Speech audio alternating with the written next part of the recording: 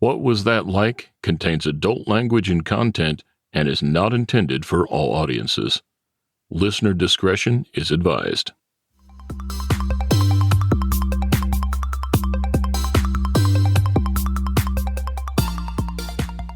Welcome to What Was That Like? I'm your host, Scott Johnson. This is the show where we talk to regular people just like you or just like me, who have found themselves in an extremely unusual situation. We'll hear their stories and get inside their head because we all want to know, what was that like? More information about each episode at whatwasthatlike.com. Here we go.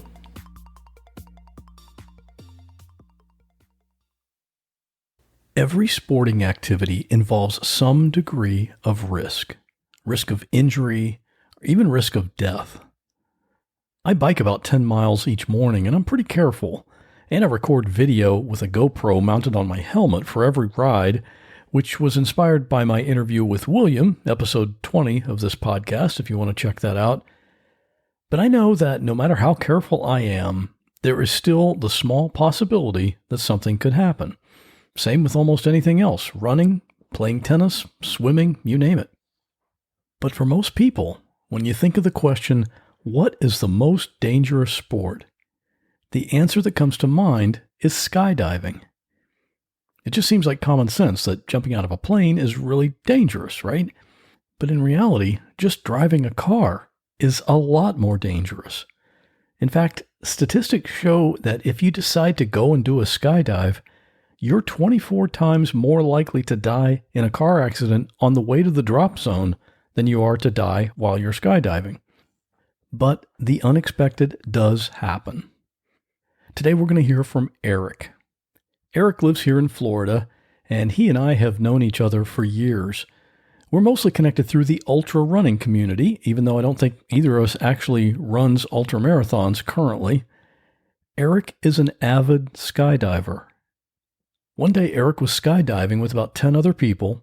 It was a fairly routine jump when they exited the plane, but one person had a serious problem with his main parachute.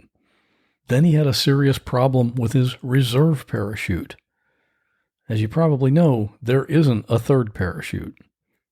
Somehow Eric was able to see what was happening from thousands of yards away, and he ended up saving someone's life that day. He also got that whole thing on video, which you can see at whatwasthatlike.com/59. It's a pretty cool thing to watch. So I hope you enjoy this conversation I had with Eric. How many jumps have you done to date? To date. So skydivers have something called a logbook. We're supposed to, in theory, jot down a few numbers and information on every jump after each time. I stopped doing that about 5 years ago. My best guess is I've got about 1,500 jumps now.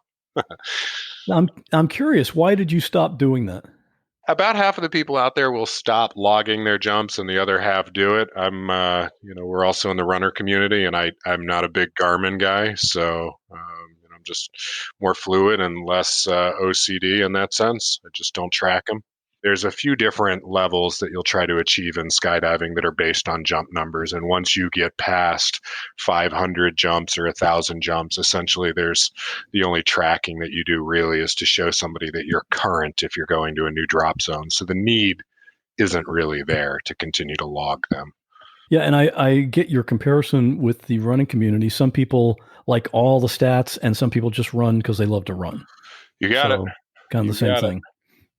The people that on this particular day that you did this jump, did you know everyone else on the plane? I did not. So it's my local drop zone. I'll typically go out there and I've got a crew of people that I jump with. This group is not my crew, but I know a few of them on the jump. I did not know the person we're going to talk about today. And what was that particular jump? What was the altitude that you jumped from? Yeah, so most frequently it's 13,500 feet is the standard jumping altitude for normal skydiving. All right. And do you videotape every jump? Just about, yeah. It's kind of a big joke, right? Go back to the runner analogy. A runner without a stopwatch or a Garmin is like any skydiver without a camera. Pretty much everybody has them nowadays. All right, well, let's talk about that particular day. Can Sure. you, first of all, you did videotape this jump, and I'll put that video on the show notes for this particular episode so that people can see it. And it's very well documented, and you've got a lot of arrows pointing, like here's that guy, that kind of thing. It's very interesting to watch. But on this particular jump, you called it a belly jump. Can you describe what that is and just take us through what happened? Sure. Yeah, I'll set the scene for you. So there's a few different types of skydiving. When you look at a normal skydiving video that most people see, you're seeing people in a belly to earth orientation. They're falling kind of like they're about to do a big belly flop into a pool. That would be considered belly flying. That's one of the most stable ways. That's how you learn to fly.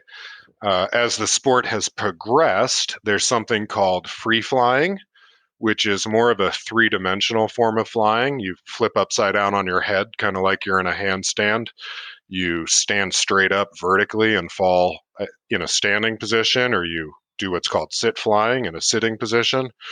Generally speaking, new school is free fly and old school is belly jumping. So at this point, kind of the joke is all the cool kids are free flying and all the older folks are still stuck in the belly jumps. Not entirely accurate, but that's the good natured joking that we do at the drop zone. So for the most part, I've been doing free fly type stuff for quite a while. This group was a group of people that have been in the sport for a long time. Some of the older, skydivers, not in age wise, but have been doing it longer. So they were going on a 10-way belly jump, which means 10 people all going to jump out of the plane there's a group of 4 or 5 that kind of chunk out the door, as we call it. So they leave the plane kind of holding hands and all together grouped up. And then another 5 people come diving out of the plane, fly down in free fall to the formation, grab on, and then we do what's called turning points, which essentially just means kind of like dancing in the sky. You'll do a 180 or a 360, and then you'll grab hands again or grab onto somebody's leg strap and do a formation, and then you'll turn another point. That's belly flying, which I don't typically do. So that was the joke on the video, right? So what could possibly go wrong on this 10-way belly fly? That's kind of the setup. So I don't typically do it. I was excited to be on it. I was sitting on the plane with these 10 other people. At that point in time, this would have been 2016, right? So we're in 2020. I've got give or take 1,500 jumps. I've been doing maybe 2 to 350 jumps per year. So call it 300 on average. So this would have been somewhere around, I might have had 500-600 jumps at the time, which for me was relatively new and casual jumper. So I was still nervous on the plane, looking around, looking at everybody's gear is a standard practice because you've got this parachute on and you want to look at the way people have everything connected and routed and kind of look out for your friends on the plane. And there was a guy sitting in front of me. It's interesting that this whole thing played out this way, but I can't forget that the guy that was sitting in front of me, who ended up being the guy, on the way up to altitude, a lot of people will check they'll check your own gear multiple times. You'll look at where your handles are. You'll look at the way the connection points are routed. You'll make sure everything's tucked in. A lot of people are a little paranoid about it, and they develop, these OCD manners on the way to altitude where they have to check each thing 3 times. This guy didn't check a thing. And I just remember in the plane, just kind of sitting there, and he was also leaning against a bench. And when you lean your parachute against something, you have snag points and things that can get caught on stuff. And I just remember thinking that I never saw that guy check his gear.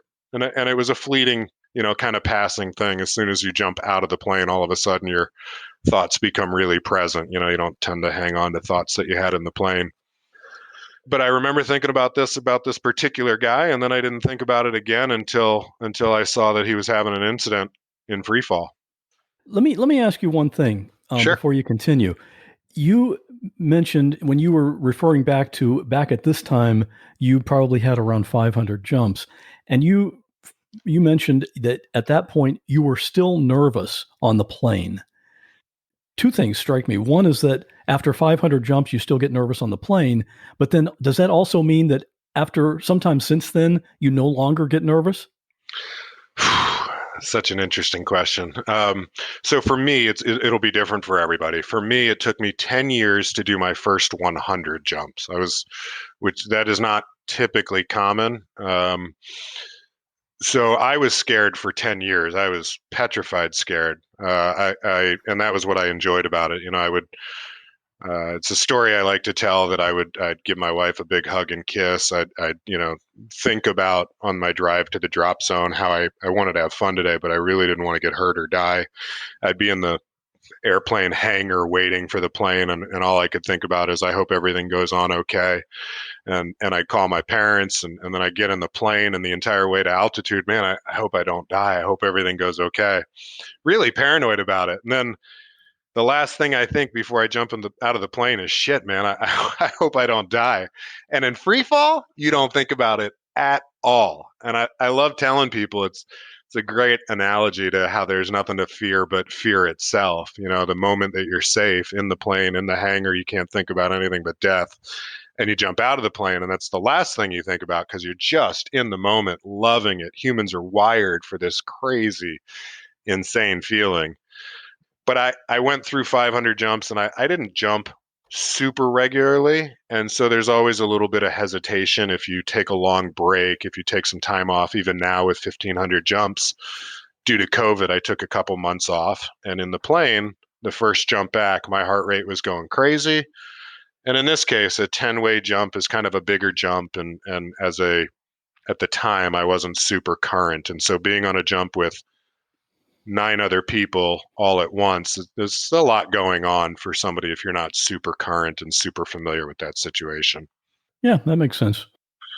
Yeah, so we all get into the formation, we hop out the door, we're in free fall. In free fall, you're typically on a belly jump. You could be falling about 130 miles an hour, 140 miles an hour. It's about a 45 to 50-second free fall from 13,500 feet until 5,000 feet, which is considered a break-off point, which is where a 10-way formation would all go in different directions. You turn 180 degrees and you kind of star. You do a formation like a star, and you just get as far away from everybody as possible before you throw your parachute, so that you don't open a parachute, point it at another skydiver, and end up having an impact underneath a canopy because you opened really close to somebody else. Is there kind of an unknown or an unspoken rule about which direction everybody's going to go to get away from everybody else? Because it seems like by chance you might go the same direction as somebody else. If you think about it this way, at the end of the jump, in theory, you should always kind of be looking at somebody, each other. And if the jump goes well, if it doesn't go well, it's called a zoo jump. We make fun of those. But when it goes well, you're always looking at somebody. You're kind of in a huddle. If you think about a football team, right? You're huddled up. So if a huddle was to attempt to all leave in similar directions, but to spread out, you'd kind of fan out in this star formation, like a fireworks would explode. And so that's the unwritten rule. You turn away from a 10-person circle, and everybody kind of goes exactly the opposite direction, but you fan out at an angle dependent on how many people are in the circle. If it's just 3 of you, there's a 75-degree angle between each person. If there's 10 of you, there's a 30-degree angle. And what you do is you stiffen your body up as straight as possible. Think about a surfboard and a wave. And the interesting thing about skydiving that's really fun to tell people is it's a very tactile sensation. When you're in free fall on your belly, you could think about it a lot like bodyboarding or boogie boarding at the beach. The air at 130 miles is extremely tactile. When you put your hand out the window at 90 miles an hour and you do that thing where you point your hand up and down, the wind pushes your hand. And so when everybody breaks off, it's called break off at 5,000 feet. When everybody breaks off, you pin yourself into like what would look like a surfboard, really straight, really flat, and you point yourself at a 30-degree angle. And the goal is to cover as much distance and just get the hell away from people, because opening the parachute in a big group of people, that can be one of the more dangerous parts of the sport. So this particular day, we all hop out of the airplane. It's a 10-way. We meet up. The skydive goes regularly, as planned. We're doing our turning points, which is, 10 of us holding hands or doing whatever we do, turning in a circle. And all of that goes fine. And we get to break off at about 5,000 feet, 40 seconds later. And at break off, everybody turns around as expected and starts breaking off. And if you watch the video, Scott, I know you have, but if listeners watch the video, they'll see how tiny people are. In theory, we're thousands of feet away from each other at the end of this breakoff point, and somehow, as I'm throwing my parachute, I'm looking around and I can see somebody who's still in free fall who really should be pulling a parachute out at this point, and my parachute pops open and I swivel around, which again, the likelihood of me opening my parachute after seeing this in free fall, pointing the other direction, being able to turn around and find this tiny little pinpoint of a person thousands of feet away that is still in free fall, somehow I did. And it was very concerning, obviously. And I kept watching, and then I saw a parachute come out. Call it. You saw some fabric over his head, but he was still moving really quickly and erratically from my vision. And I realized that the guy actually had a malfunction called a two out, which essentially means that he had a malfunction on his main parachute, and he went to throw his reserve parachute, and both of those parachutes, for some reason, the main and then the reserve, were still there. And when you throw your reserve parachute, the idea is you do that and you get rid of your main. You have a cutaway. You cut away your main parachute to allow the reserve parachute to inflate and open uninhibited and unobstructed. If two parachutes open above your head, you can imagine they're going to fight for control. There's likely going to get twisted amongst each other. And essentially, both of your only options to save your life, if they get tied up together, there's no third option. So, really, two out is a really, really, really bad situation. And I realized as I was under parachute that this guy had a two out situation. Kind of follow him, which again, it's interesting for whatever reason, my instincts, had me go chase this malfunction, which normally you would see it, but you would land at the drop zone and you would tell somebody and then they would go chase it in a truck. For some reason this day, and I shouldn't say normally because I'm sure that there's other people that would chase, under circumstances. I certainly would again, knowing how this ended, assuming it's safe to land there. But I saw this guy with his two parachutes out, and instead of going towards the drop zone, I followed his malfunction away from the drop zone, and I ended up watching this guy falling. And with two parachutes out that are tangled, you don't fall very slow. He was still, my best guess was falling at 40 miles an hour ish. So, as he were to hit the ground, that could be devastating, right? So I'm watching the guy. He ends up I can see that he's going to land about 2 miles off of the drop zone. I'm following him. I've got the whole thing on camera. And as I'm watching his parachutes and him come landing down, there's a set of trees that, kind of set away from everything else. And it just so happens that this guy goes into these trees. And he had no control over his direction, right? No control. Yeah, he may have had some ability to try to adjust it, but not in the sense that you could, steer and park a car in a driveway kind of thing. It was maybe he had some level of input, but certainly not control. And was anyone on the ground at the drop zone seeing the problem he was having? Yeah. So anytime somebody's going to land off the drop zone, there's usually a spotter. There's a couple of employees at the drop zone that, will keep their eyes up on the sky. They count the people that are in the plane versus how many parachutes come out. If somebody's not landing at the drop zone, the first response is, oh boy, that guy's a dummy. He's going to have to pay for a ride back or something like that. Second response, is, does everything look okay? Is there a cutaway? And obviously then concern. So certainly they would have seen that somebody was going to land off at the drop zone, and more than likely they would have seen that there were two different color parachutes out. Mm-hmm. Yeah. So as luck would have it, I kind of knew in my head if this guy, hits the ground, the way he is, he's probably not going to make it. And I'm thinking, thank goodness he landed into the trees. The likelihood of, maybe getting snagged or caught up is probably a good thing in that situation. And so again, kind of a newer jumper and somebody that doesn't have a ton of great what we call canopy piloting. A lot of people go skydiving and it's all about the free fall part, but at the end of it, you're flying this canopy that you have to learn to drive, right? And there's a lot about it. So landing off of your drop zone, as I was about to try to do to go chase this guy, there's power lines, there's roads, there's trees, it's not a groomed landing area. There could be cows and livestock. Typically you're out in the middle of nowhere. And in this case, it was exactly that. I ended up having to land between a barbed wire fence inside of a set of phone poles and phone wires right off to the side of the road, flanked by a bunch of trees. It was probably 10 or 15 feet wide. I had maybe 50 feet to land in, and dynamics of a parachute. It was interesting. I was proud of my landing. Came swooping in really close to where the guy was. Kind of yanked off my parachute, started yelling at the guy, "Are you okay? Are you okay?" I couldn't see him. He was swallowed up by the trees, and I went running in that direction, pulled off my helmet, yelling for the guy, dropped the helmet, and it turned out that the guy I saw him hanging from the tree, and I thought, thank goodness, his feet were literally 3 inches above the ground, just kind of swinging back and forth above the ground, and I was like, holy shit. This guy didn't even hit the ground. It's amazing. Wait a minute. You said his feet are 3 inches off the ground? Literally swinging back and forth 3 inches from the ground. He didn't make it all the way to the ground, which saved his life and then almost killed him. Because as I got closer to the trees, I realized that he wasn't answering me. He was purple.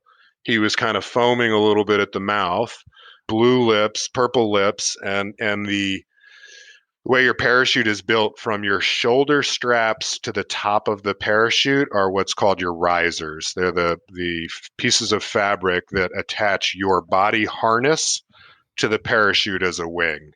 And one of the risers had somehow looped around his neck, and he was literally hanging, choking, and suffocating by the tree and by his gear.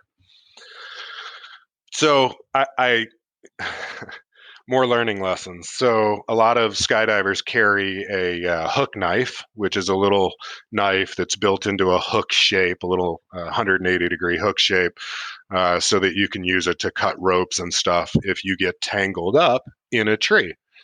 I never carried a hook knife. I didn't have one. He was unresponsive. I tried as best I could. There's too much tension on his body because he's a 200-pound man hanging from ropes. So I couldn't unharness anything. I couldn't disconnect his gear due to the tension. So I tried to lift him up as high as I could to unloop the risers from around his neck, but I couldn't lift him off of the ground high enough to get above his head at the same time by myself to free him. But as I lifted him, I realized I was able to take the tension off of his neck, and I kind of heard him, kind of take these breaths. And as this was happening, thank goodness, another skydiver, one of the guys pictured in the picture that you have, also landed close, probably about 500 yards away. And as this was happening, I was holding this guy up. Duncan is the name of the skydiver that had this accident. I was holding him up, and I saw a gentleman named Matt, one of the local skydivers, come running over and screamed at Matt. And between the two of us, we were able to hold him up high enough that he was breathing, and then unloop the risers off of his neck to get him down out of the tree alive. And at what point in this whole scenario did you realize, oh yeah, that's the guy who didn't check his gear? That would have been later that day, later that night, kind of talking it through with some friends and my wife. And what injuries did he actually have? None. The man walked away with it with no injuries. His parachute didn't get ripped up from the trees. He actually borrowed somebody else's parachute. The drop zone manager, a guy named TK, he borrowed TK's rig, and he went up on a skydive about 45 minutes later after this whole scenario. That's one of the most remarkable things about this whole story. It is. I mean, you got to think. I would think after that, man, this is either not my lucky day, or he could look at it as, wow, this is my absolute luckiest day. So I don't know. It just depends on your perspective, I suppose. It's one of those situations where, skydivers will always say, or people that do some sort of adrenaline type of something or other like this always say, you got to get right back on the horse. Otherwise, that demon will eat you up. I don't think in that situation, he's not a Facebook guy. He's not a social media guy. Frankly, I don't know that he's ever seen this video. I don't know that he knows what happened, but I think third person, something like this is a hell of a lot scarier than it is first person. Because I've had a cutaway. I've had to cut away my main. I've had to ride the reserve. It's such a quick, scary, but you're in control. You've been trained to do what you do kind of a thing. And man, when you get knocked out, when you go unconscious, when you pass out, if somebody chokes you up, if you're a jiu-jitsu guy, you don't remember a whole lot. You don't necessarily remember stuff is going good, and then you wake up. And I'm guessing he doesn't remember, and I haven't really talked to him. I've seen him a few times since this, but frankly, out of respect, I just really didn't talk to him too much about this. But I don't know if it was as scary for him as it might have been for somebody watching it third person. But I do remember, one of the big things for me is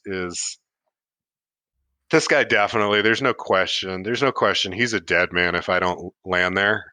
If somebody doesn't land there, if you don't get him out of the tree, he was choking, he was suffocating. It would have been 5-10 minutes, and it was 10 minutes before other people showed up in their cars, and they found the area because they saw, somebody's parachute close to the road. He would have been hard to find.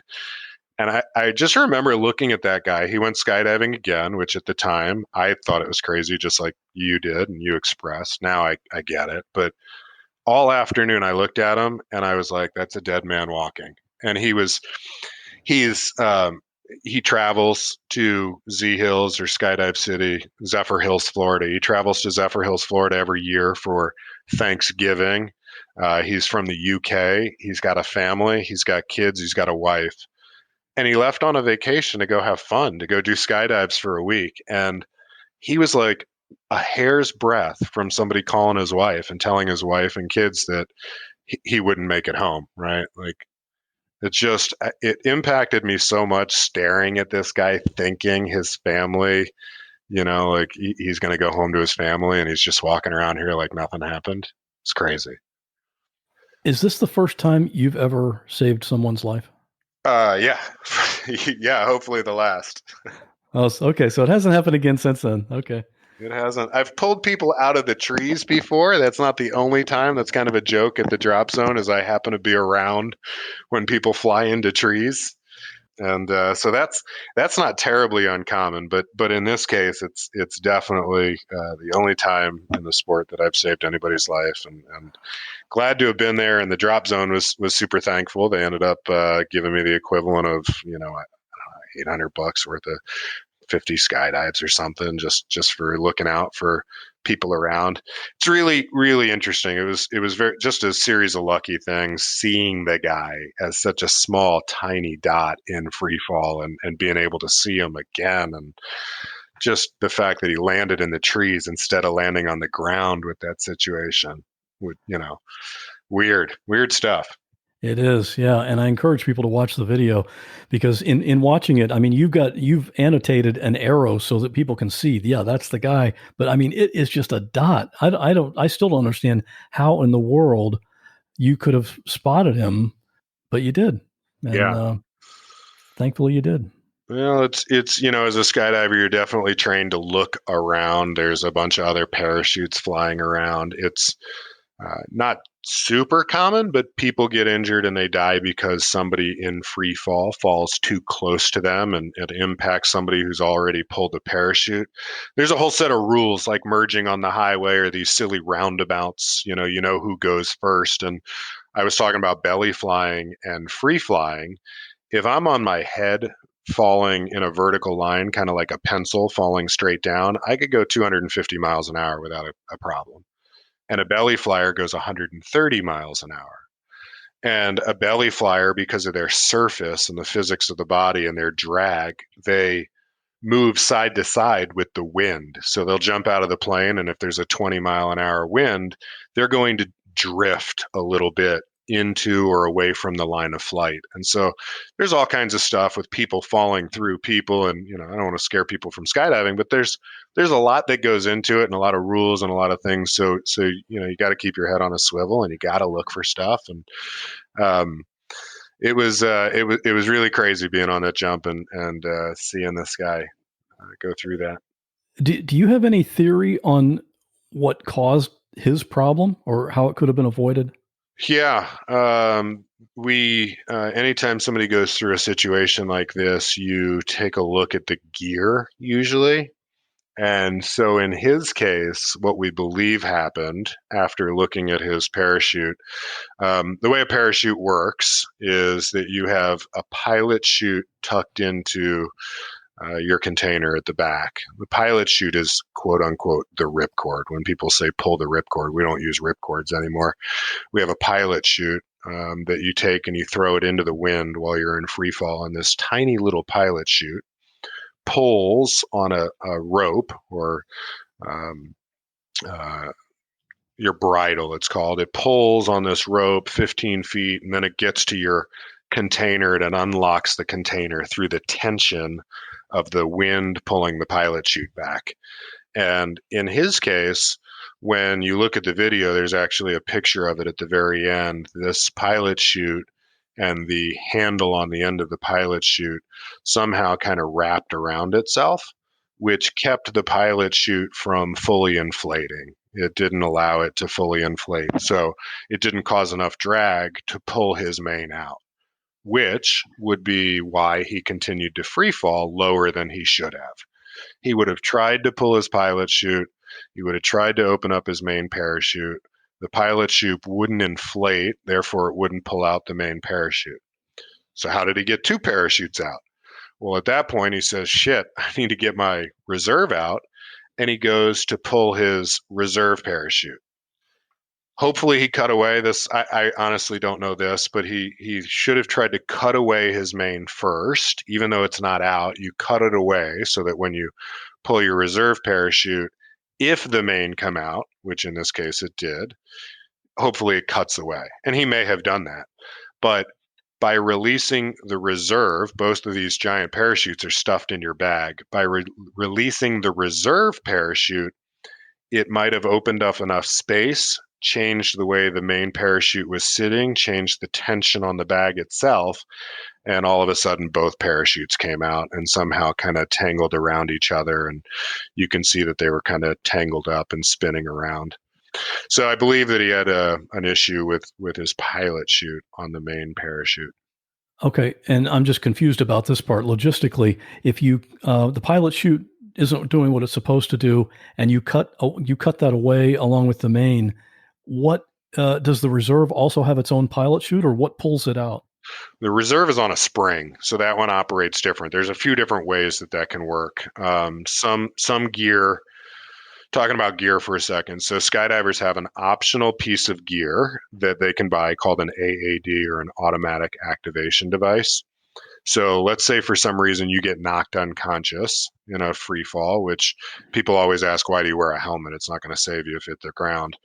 Well, when you jump, and as I said, I do 200 miles an hour, you do 100 miles an hour. If I hit you in free fall, it's going to be bad for you. And so we wear a helmet to keep us from getting knocked out. If you get knocked out and you happen to have an automatic activation device, it senses that you're still in free fall and that you've not pulled your reserve, and it will automatically deploy it. Is that based on a certain altitude? It is. You can set it. Usually it's set somewhere between 700 feet and 1,100 feet. And based on the pressure in the air, it knows how fast you're falling and at what altitude you are, and it'll automatically spit that thing out. Those are $1,500, and a lot of people don't have them, believe it or not. Wow. A lot of guys don't have man, them. 700 feet seems way too close for me. I've seen somebody have to count on that to save their lives. It happened right above the top of our drop zone. This woman had an issue pulling her main parachute out, and she just couldn't get it out. And then on top of it, she had an issue with her reserve, pulling the cable for the reserve. And when you see, to your point, when you see somebody open a parachute, so it's going to take a couple 100 feet for it to open. And they also make a lot of noise when they open that you wouldn't typically hear on the ground because it's thousands of feet above your head. In this case, there was almost like a thunderclap right over the top of the drop zone, and you looked up and everybody's like, holy shit, where did you come from? But yeah, so the reserve is on a spring. It's tucked in there, and as soon as you pull the reserve handle, it kind of blows it off your back. That's one way. And then the other way is they connect it to your main parachute as a secondary. So when you release your main parachute, if you have this type of setup, the main parachute pulling away from you is what extracts the reserve out of the bag. That's a second option. No doubt there are people who are thankful they spent that $1,500. Yeah, it comes up all the time. Absolutely. It's, shit happens sometimes in skydiving. It's always a series of mistakes. Usually it's typically not just one thing. It's, maybe you didn't check your gear, and then maybe you rubbed against the back of the seat in this case, so you're leaning against the seat, and maybe something gets pushed inside of the pocket a little further than normal, and when you go to reach for it, you can't find it. It's just not in the normal place. And maybe on that jump, your buddy was real close and you wanted to get a high five in free fall just before you turn around and track away and leave the formation. And so you go a little lower than you normally would go.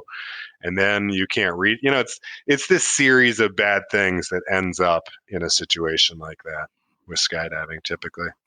All right. Well, I'm glad you were there that day. I'm glad you were able to spot him. I'm sure not everybody would have been able to do that, but congratulations on that. Thanks for sharing your story. Yeah, of course. It was fun. Thanks, Scott. Hey, you and me, we're friends, right? Of course we are. And I don't know about you, but I like getting emails from my friends. So if you'd like to get an email from me every new release Friday, I can make that happen. Just go to the website and click on email. And speaking of new releases, I have released episode number 5 of the Raw Audio series. These are bonus episodes for patrons, and they are actual 911 call audio. In episode 5, you'll hear a woman who hears a noise in her garbage can, and she's surprised by what she finds. Is it alive? Yes, Okay. Is it breathing? I think so. A restaurant employee who dials 911 after a car drives through the wall into the restaurant dining room. The car came straight through the dining room full of people. Oh, and I think I have people trapped. I'm not real sure. And a man who calls 911 and he's not quite sure what he needs. Okay, what kind of medical history do you have, sir? I don't know. Let them check it out. I ain't no fucking doctor. I ain't no nurse either. Get all the exclusive episodes by supporting this podcast at whatwasthatlike.com/support. And I always love to hear your comments, questions, suggestions, anything. You can contact me through the website or by email or on Twitter, or you can just call the podcast voicemail line, 727-386-9468. And that's open 24/7. And if you like this show, the best thing you can do is to share it with someone. I appreciate that. And I'll see you next time.